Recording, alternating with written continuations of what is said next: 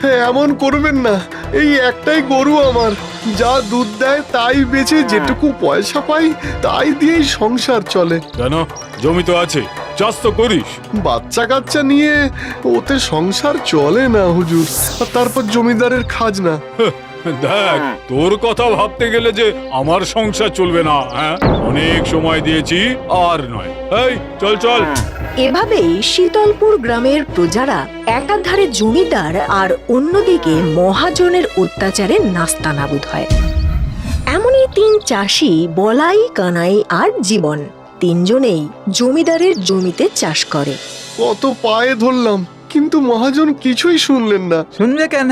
ওর মতো অর্থপিশাচ এই গ্রামে আর একটাও নেই। কবে 100 টাকা ধার নিয়েছি, আজও শোধ হলো না। গরুটাও নিয়ে গেল।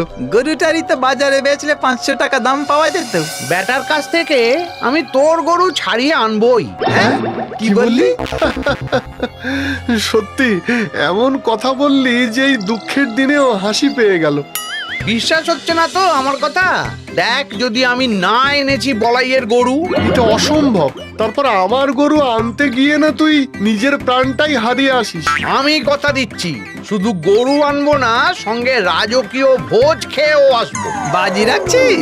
রাখছি, রইলো বাজি। তা বেশ, তুই যদি এটা করতে পারিস তাহলে আমিও কথা দিলাম, এবার থেকে তোর জমিতে আর হাত দিতে হবে না তোকে। আমি তোর জমিতেও চাষ করব, ফসল ফলাবো, আর তুই পায়ের ওপর পা দিয়ে বসে দেখবি। দেখ, ঠিক বলছিস তো? ওই যে মহাজন আসছে। জীবন দ্রুত উঠে পড়ে, তারপরে এগিয়ে যায়, এদিক ওদিক তাকায়, এর ওর মুখের কাছে যায় আর ভালো করে দেখে। না, তোমার দ্বারা হবে না। না না না, তোমাকে দিয়েও হবে না। আরে মুখের দিকে তাকিয়ে কি দেখছিস বলতো জীবন? বললাম তো, তোমাকে দিয়ে হবে না।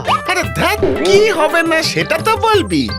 কি করছে বলতো জীবন? কি জানি, কিছুই তো বুঝতে পারছি না। জীবন কোনো উত্তর না দিয়ে এবার সোজা মহাজনের দিকে এগিয়ে যায়। না না না, আপনিও পারবেন না। এই এই, কিসের পারার কথা বলছিস তুই? না না, কিছু না। কানাই, শিগগিরই যা। মহাজন রেগে গেলে এবার বাড়ি ঘর সব যাবে। হুজুর হুজুর, ওর কথা ছেড়ে দিন হুজুর। তা চললেন কোথায়? আমি কোথায় যাচ্ছি তা জেনে তোদের কি? যদি বলেন তো একটু এগিয়ে দিতে পারি। আমি যেখানে যাচ্ছি সেখানে তোরা কেউ যেতে পারবি না। কেন যেতে পারবো না? নিশ্চয়ই পারবো। আমি যাচ্ছি জমিদার বাড়ি। জমিদার তো তোকে পুছবেই না রে। শুধু পুজবে না, আদর করে ভোজও খাওয়াবে। ভোজ খাওয়াবে তোকে জমিদার? খাওয়াবেই তো। তুই কি আমার সঙ্গে বাজি লড়ছিস? হ্যাঁ, যদি জিতে আসি তো কি করবেন? কি চাস বল? আপনি বলাইয়ের গরু ফেরত দেবেন। বেশ, আমি রাজি। দেখি তোর কত ক্ষমতা। কিরে, কি হলো? কি বললো মহাজন? এই যে, তৈরি থাক কানাই, আমার জমি চাষ করার জন্য তৈরি থাক। আমি চললাম জমিদারের বাড়ি ভোজ খেতে। ও আজ একটা সর্বনাশ করবে রে। বলাই, তোর গরুও তুই ফেরত পাবি। কি যে করতে চাইছে কে জানে। তাহলে কত আদায় হলো? আগে জমিদার মশাই, আপনার আশীর্বাদে মন্দ নয়। এই, তুই এখানে কেন? হ্যাঁ, কি চাস? আগে প্রণাম হুজুর, আপনার সাথে একটু দরকার ছিল। আমার মনে হয়েছে আপনিই পারবেন। কি পারবো? সেই একই কথা, কি চাই কি ও? হুজুর, এ বড়ই গুহ্য কথা, গোপনে বলতে চাই। তার মানে গোপন কিছু বিষয়। আচ্ছা, সামনে আয়।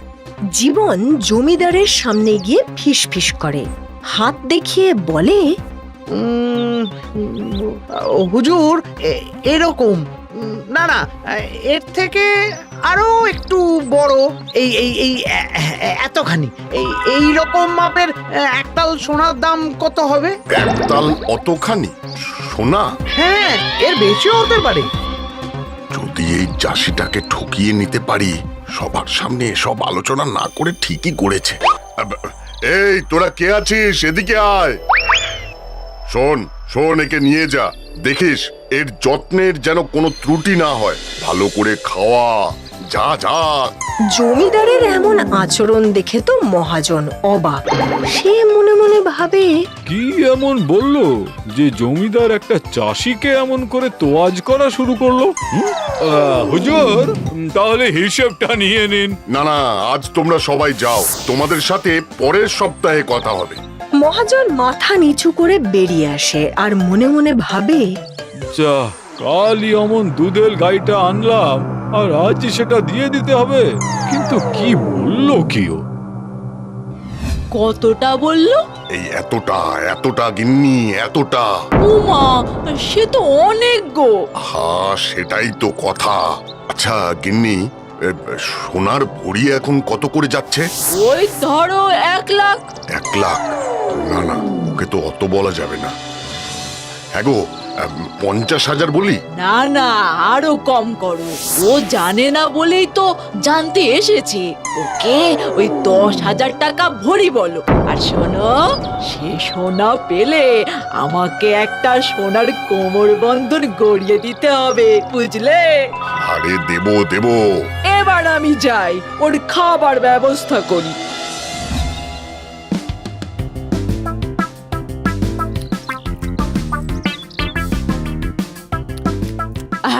আর একটা মাছ দিন আর ভাত। দিন।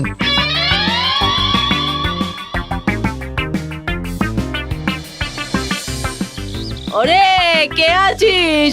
পায়েস আর রাজভোগটা নিয়ে আয় দেখি।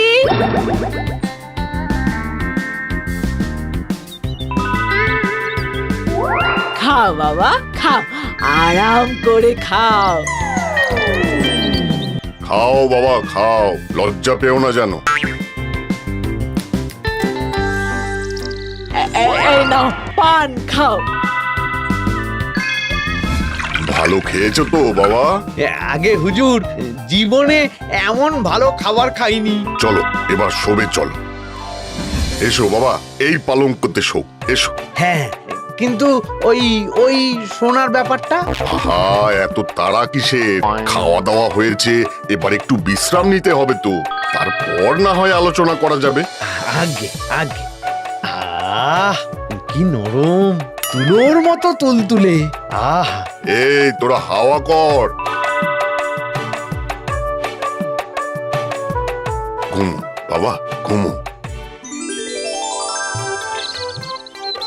হাই তুলতে তুলতে ওঠে জীবন। দেখে সামনে জমিদার আর তার গিন্নি জুলজুল চোখে তাকিয়ে আছে। বাবা, ঘুম হয়েছে তো? হ্যাঁ হ্যাঁ, খুব ভালো ঘুমিয়েছি। হ্যাঁ, এমন নরম বিছানা। ও, এবার বলো তো বাবা, কতটা সোনা বলছিলে? হ্যাঁ, সোনা? ও হ্যাঁ, এই এতটা। এতটা মানে এতটাই? প্রতিদিন একরকম হয়তো হবে না। প্রতিদিন? প্রতিদিন তা কত পাবো হুজুর? তা দেখো, ওই 10,000 টাকা করে হলে ধরে নাও তুমি যা দেখাচ্ছ তাতে 1 লাখ টাকা মতন হবে। প্রতিদিন 1 লাখ করে পাবো? তা কোথায় তোমার সেই সোনা? সোনা? না, সোনা তো নেই। মানে এতক্ষণ যে বললে তাল তাল সোনা? না না, আমার গরুটা যখন গোবর দেয় না, তখন ওরকম এক তাল করেই দেয়। তাই ভাবছিলাম যে গরুটা যদি গোবর না দিয়ে সোনা দিত, তাহলে কত দাম পেতাম। কত ছাড়া আমার সাথে মজা করতে এসেছিস? আরে, আমি তো জানতে এসেছিলাম, আমার কি দোষ? বিল্লিক খেলো আমার পয়সায়, ঘুমোলো আমার পালঙ্কে, গোবরকে সোনা দেখিয়ে। বেরো বেরো, দূর হ, দূর হ এখান থেকে, বেরো বলছি।